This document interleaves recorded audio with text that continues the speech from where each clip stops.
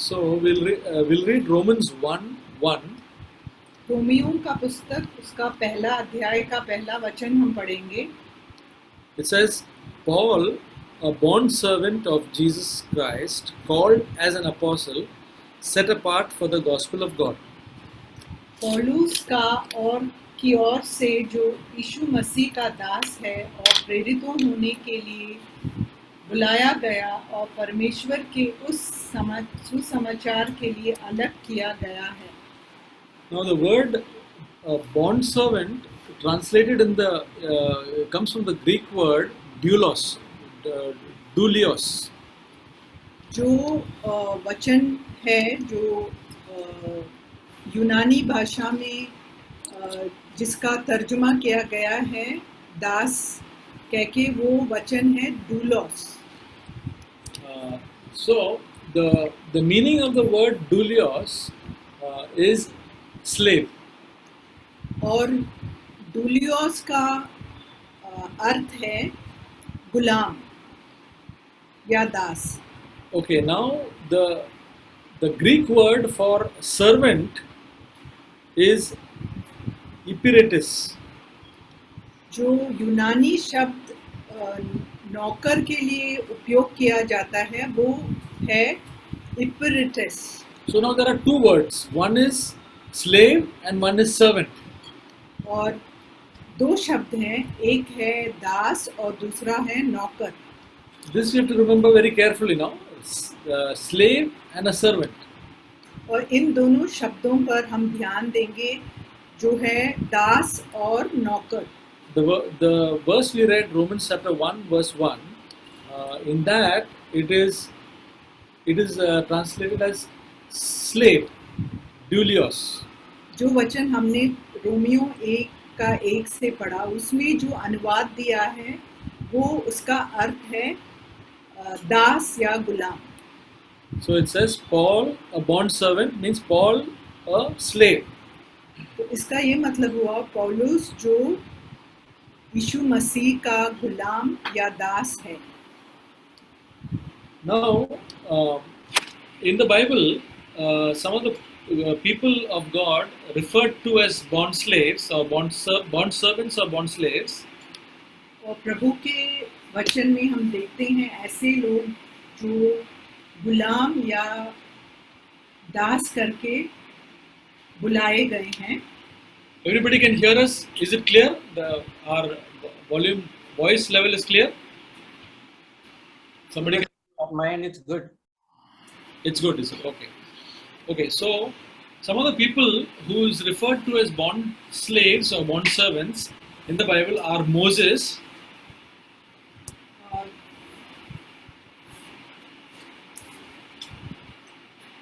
जो गुलाम या दास कहे गए हैं वो हैं मूसा, then Mary, the mother of Jesus, Simeon, Peter, John, Paul the apostle, Timothy, Epaphras, यीशु की माँ मरियम, शिमोन, पतरस, यूहन्ना, पौलुस, तिमोथियस और एपफ्रास, and the brothers of Jesus, James and Jude.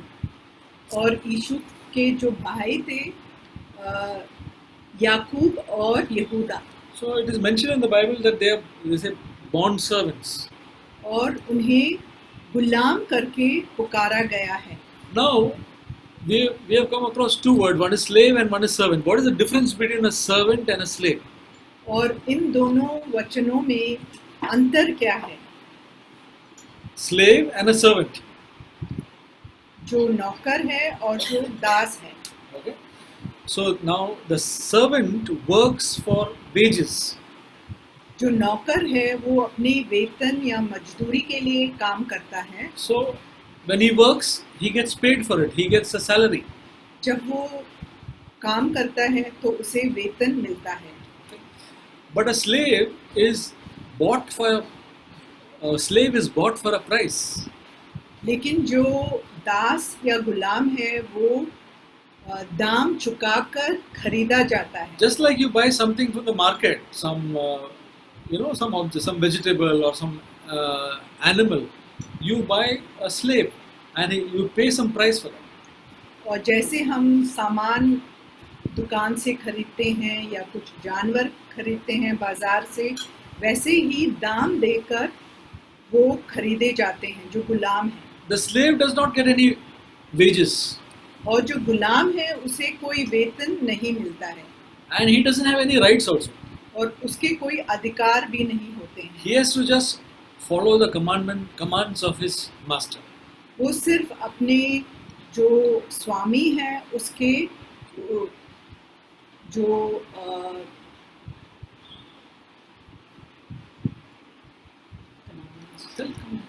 जो कमान है उसका वो पालन करता है। Okay, so now in the time of the Israelites, the slave would be bought for a period of time. जब इज़राइल में जो दास वो खरीदे जाते थे, वो किसी समय के लिए, निश्चित समय के लिए खरीदे जाते थे। So they would have to work for 6 years, and the 7th year they would have to be free. और 6 साल के लिए उन्हें दास बनकर रहना पड़ता था और 7वें साल वो छुड़ाए जाते थे। But during the 7th year, if one of the slaves thinks that I will not go free, but I will serve my master because he's so good to me, that person is a bond slave. लेकिन जो दास अपने स्वामी के भलाई के कारण वो स्वतंत्रता नहीं चाहता था, लेकिन वो गुलाम ही रहना चाहता था, वो ऐसे कर सकता था। So this slave who could be free, but he decides voluntarily to serve his master for the rest of his life, is called a bond slave. और ऐसा व्यक्ति जो अपनी स्व इच्छा से वो निर्णय लेता है कि मैं दास बनकर ही रहूंगा क्योंकि मेरा स्वामी इतना अच्छा है, तो उसी को दास या गुलाम कहा जाता था। There are 2 passages in the Old Testament referring to the slave and the bond slave. 2 ऐसे लेखांश हैं पुराने नियम में जहाँ दास या गुलाम के बारे में कहा गया है। It is found in Deuteronomy 15 verses 12 to 17. वो व्यवस्था विवरण 15 अध्याय और उसके 12 से 17 तक वो हम देख सकते And हैं। another passage is in Exodus chapter 21 verses 1 to 6. और दूसरा है निर्गमन 21 का 1 से 6 तक। We will read Deuteronomy 15 12 to 17. हम व्यवस्था विवरण 15 अध्याय उसका 12 से 17 तक हम पढ़ेंगे। यदि तेरा कोई भाई बंधु अर्थात कोई इब्री या इब्रिन तेरे हाथ बिके और वह 6 वर्ष तेरी सेवा कर चुके, तो 7वें वर्ष उसको अपने पास से स्वतंत्र करके जाने देना, और जब तू उसको स्वतंत्र करके अपने पास से जाने दे तब उसे खाली हाथ ना भेजना, वरन अपनी भेड़ बकरियों और खलिहान और दाख मधु के कुंड में से उसको बहुतायत से देना। तेरे परमेश्वर यहोवा ने तुझे जैसी आशीष दी हो उसी के अनुसार उसे देना। और इस बात को स्मरण रखना कि तू भी मिस्र देश में दास था और तेरे परमेश्वर यहोवा ने तुझे छुड़ा लिया। इस कारण मैं आज तुझे यह आज्ञा देता हूँ, और यदि वह तुझ से और तेरे घराने से प्रेम रखता और तेरे संग आनंद से रहता हो और इस कारण तुझसे कहने लगे मैं तेरे पास से ना जाऊंगा, तो सुतारी लेकर उसका कान किवाड़ पर लगाकर छेदना, तब वो सदा तेरा दास बना रहेगा और अपनी दासी से भी ऐसा ही करना। So we see here what we read, that the slave is bought the slave is bought, and for 6 years he or she has to work. हम यहाँ देखते हैं कि 6 साल के लिए जो दास खरीदा गया है वो अपने स्वामी का सेवा करता है। But in the 7th year they will be free. और 7वें वर्ष में वो स्वतंत्र होकर जा सकता है। And when yes they are sending him as a free person, they have to give him a lot of gifts, and don't send him empty-handed, but give him many things, including flocks and all that. Liberally they should give him. तो प्रभु यहाँ कहते हैं जब तुम उन्हें स्वतंत्र करके छोड़ते हो तो उन्हें खाली हाथ ना छोड़ना, लेकिन उदारता से उन्हें जो भी उपहार हो या भेंट हो अपने भेड़ बकरियों का या खलिहान से दाख मधु के कुंड से बहुतायत में उनको देना। This is because the Israelites themselves, they were slaves in Egypt, and remembering that and how God freed them, so they have to be kind to the slaves. तो जैसे परमेश्वर ने इज़राइल को मिस्र देश के दास्ता से छुड़ाया, वैसे ही परमेश्वर ये चाहता है कि हम इसे स्मरण रखें और वैसे ही हम अपने दासों के साथ भी बर्ताव करें। But now, if the slave says, "I will not go out free because I love my master, I will remain with him and I will be his slave forever." लेकिन अगर जो दास है वो कहता है मैं प्रेम के कारण मैं अपने स्वामी से अलग नहीं होना चाहता हूँ, लेकिन मैं दास बनकर ही रहूँगा अपने जीवन भर के लिए, तो वो ऐसा भी रह सकता है। So the master has been so good to him that this slave says, "Now I will not go free, but I will live with the master all through my life." वो स्वामी इतना भला आदमी है कि वो जो दास है वो उसे छोड़कर नहीं जाना चाहता है। So then what the master will do? The master will take the slave to the door.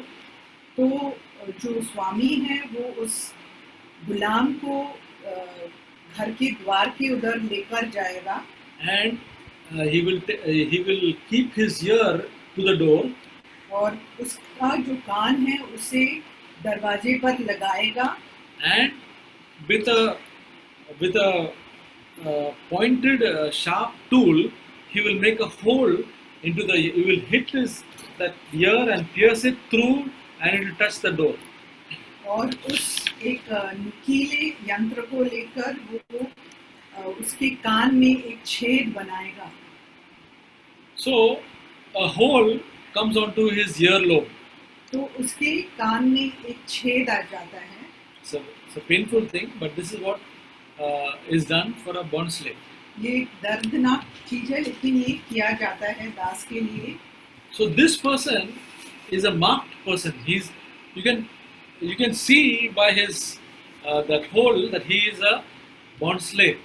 तो उस चिन्ह के कारण जो छेद उसके कान में है उसे वो एक पहचान का चिन्ह है जिससे लोग समझ सकेंगे कि ये एक बंदी दास है। Now we must remember that this slave had voluntarily done it. It is nobody has forced him. तो हमें याद रखना चाहिए कि उसने अपनी स्व इच्छा से ये किया है, ना कि जबरदस्ती से। So now we see some similarities, and we see in Psalm 40 verse 6 it says, भजन संहिता 40 अध्याय उसका 6वें वचन में हम देखते हैं, "Sacrifice and meal offering thou hast not desired." This psalm is written by David, and he is writing something, prophesying about Jesus. और यहाँ हम देखते हैं कि दाऊद वो ये भजन संहिता यीशु मसीह के बारे में भविष्य वाणी करके लिखता है। And he says, "Sacrifice and meal offering thou hast not desired, my ears thou hast opened." मेल बलि और अन्न बलि से तू प्रसन्न नहीं होता, तूने मेरे कान खोद कर खोले हैं, होम बलि और पाप बलि तूने नहीं चाहा। Yeah. So, but in the Aramaic Bible, the word opened is pierced. The ears you have pierced. जो अरमाइक बाइबल है उसमें जो वचन का प्रयोग किया गया है वो है छेदना। So Jesus was a bond slave of the Father. तो यीशु मसीह परमेश्वर के दास थे। What is the meaning? He came to do the will of the Father. इसका ये मतलब हुआ कि यीशु मसीह परमेश्वर का इच्छा पूरा करने के लिए आए। That is written in the verse following verses 7 and 8. Is I came to do your will. वो 7वें और 8वें वचन में है कि मैं तेरी इच्छा पूरी करने के लिए आया हूँ। So now in Galatians 6:17, और गलातियों का पुस्तक we see another person who has who is a bond slave. We started with Romans 1:1. Galatians 6:17 says, "From now on, let no one cause trouble for me, for I bear in my body the brand marks of Jesus." गलातियों 6:17 आगे को कोई मुझे दुख न दे, क्योंकि मैं यीशु के दागों को अपनी देह में लिए फिरता हूँ। So Paul was the one who was a bond slave, and he suffered so much, and he says, "I have the brand marks of Jesus Christ." पौलुस जो यीशु मसीह के पीछे चलता था वो कहता है कि मैं यीशु के दागों को अपनी देह में लिए फिरता हूँ। Now, brothers and sisters, we have been bought with a price. भाई बहनों, हमें एक दाम देकर हम मोल लिए गए हैं। We were slaves of sin, हम पाप के दास थे and Jesus has bought us with a price. और यीशु ने हमें दाम देकर मोल लिया है। 1 Corinthians 6:20 says, पहला कुरिन्थी 6:20 में ऐसे लिखा है, "For you have been bought with a price, therefore glorify God in your body." क्योंकि दाम देकर मोल लिए गए हो, इसलिए अपनी देह के द्वारा परमेश्वर की महिमा करो। So now we have also been bought. We were slaves of sin. Now He has made us slaves of righteousness. हम जो पाप के दास थे, हमें परमेश्वर ने धार्मिकता का दास बनाया है। Now we can live our lives as a bond slave by surrendering our lives to Him. हम अपने जीवन को समर्पित कर कर यीशु मसीह के दास बनकर जी सकते हैं। If we have known how much God is good, and the Bible says, if you have known the kindness of the Lord, अगर हमने जान लिया है परमेश्वर की भलाई को, so we can live a surrendered life as a bond slave, हम एक समर्पित जीवन व्यतीत कर सकते हैं एक दास के समान, or we can live an unsurrendered life following Jesus reluctantly, not with a whole heart. नहीं तो हम एक अनिच्छुक रीति से पूरे दिल को ना समर्पण किए हुए हम प्रभु के पीछे चल सकते हैं। We have to see in which place we are today, whether it's a life of like a bond slave, surrendered life, say, Lord, I want to just follow you all the rest of my life, or we are saying this much I have to do because God wants me to do, I'll do it. It's almost like not like a bond slave, but like a servant. तो हम अपने जीवन को प्रभु को पूरी तरह समर्पित ना करके जबरदस्ती के कारण भी हम यीशु के पीछे चल सकते हैं। So brothers and sisters, God has made us sons, but these apostles, they have voluntarily made themselves bond slaves of God. परमेश्वर ने हमें अपना संतान बनाया है, लेकिन ये जो प्रेरित हैं उन्होंने अपनी स्व इच्छा से अपने आप को दास या गुलाम बनाया। They address themselves as bond slaves of Christ. उन्होंने कहा कि हम यीशु मसीह के गुलाम हैं। It says the love of Christ constrains us, Paul says. दूसरा कुरिन्थी 2 Corinthians 5:14. 5:14 में पौलुस कहता है कि For the love of Christ controls us. यीशु मसीह के प्रेम ने हमें विवश किया है। Having concluded this, that one died for all, therefore all died. क्योंकि मसीह का प्रेम हमें विवश कर देता है, इसलिए कि हम यह समझते हैं कि जब एक सब के लिए मरा तो सब मर गए। 1 John 5:3 says, और पहला यूहन्ना 5:3 में हम पढ़ते हैं, For this is the love of God, that we keep His commandments, and His commandments are not burdensome. क्योंकि परमेश्वर से प्रेम रखना यह है कि हम उसकी आज्ञाओं को मानें और उसकी आज्ञाएं कठिन नहीं। And John 17:10 says, और यूहन्ना 17:10 में ऐसे लिखा है, Jesus said, "All things that are mine are thine, and thine are mine, and I have been glorified in them." और जो कुछ मेरा है वो सब तेरा है और जो तेरा है वह मेरा है और इनसे मेरी महिमा प्रकट हुई है। So, brothers and sisters, that is the life of a bond slave. तो यही एक जीवन है जो दास या गुलाम का। It's a surrendered life. Jesus was a surrendered life. Paul was a surrendered life. The apostles were surrendered lives.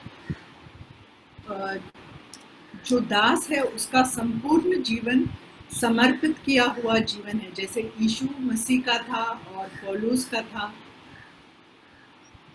And the main thing is that it is a voluntarily, it's not nothing forced on, but it's a voluntary surrender. और ये हम अपनी स्व इच्छा से ही करते हैं। Brothers and sisters, that is a true Christian life. यही सच्ची मसीह का जीवन है। May God help us, each one of us who is listening, to come to that place. प्रभु हमें सहायता करे कि हम इस दर तक पहुंच पाएं। To know, just like that Hebrew slave had a good master, to know that we have a father, a friend, a high priest, a lawyer for us who loves us. और हम पहचान ले कि हमारा एक पिता परमेश्वर है और एक दोस्त है और एक महायाजक है और वो हमारा स्वामी भी है। I was thinking of while I was thinking of the bond slave, I was thinking, what are the attitudes or what is the nature of a bond slave? एक गुलाम का मनोवृत्ति क्या है? So the attitude of a bond slave is that he does not exercise authority. He only thinks of serving. एक गुलाम जो है वो दूसरों के ऊपर अधिकार नहीं जताता, वो सिर्फ सेवा के बारे में सोचता है। So that's what he's a bond slave. He thinks of serving, not having authority. वो सिर्फ सेवा के बारे में सोचता है और अधिकार जताने का नहीं सोचता है। If God gives responsibility in a church to an elder, then it is an authority to build up and not to tear down. और अगर परमेश्वर एक एल्डर को जो है जिम्मेदारी देता है अपने कलीसिया के बारे में, तो वो निर्माण करने के लिए है, ना ही उखाड़ने के लिए। The Apostle Peter says, not lording it over the flock, but to be as examples. Not lording. Peter. जो प्रेरित पत्रस वो कहते हैं कि हमें दूसरों के ऊपर प्रभुता नहीं जमाना चाहिए, लेकिन हमें एक उदाहरण के रूप में दूसरों का सेवा करना चाहिए। And the bond slave does not do what he desires, but he carries out the desires of his master. वो अपनी इच्छा अनुसार नहीं जीता है, लेकिन अपने स्वामी के इच्छा के अनुसार कार्य करता है। The bond slave always remains in the background and does not desire limelight. और जो दास है वो एक छिपी भूमिका निभाता है और वो ये नहीं चाहता कि सबका ध्यान उसके ऊपर जाए या वो प्रसिद्ध हो। And then the bond slave, when he is misunderstood or ill-treated, he does not complain or have self-pity, but he is well content with these things. और जब कोई उसके बारे में लोगों को जब कोई गलत फहमी होती है तो वो उसके बारे में शिकायत नहीं करता है और अपने ऊपर स्वयं खुद पर तरस नहीं खाता है, लेकिन वो हर परिस्थिति में संतुष्ट रहता है। There is a verse in 2 Corinthians chapter 11, 2 Corinthians 11, 12, 2 Corinthians 12, दूसरा कुरिन्ती verse 10. 2 Corinthians 12, verse 10. 12 के 10वें वचन में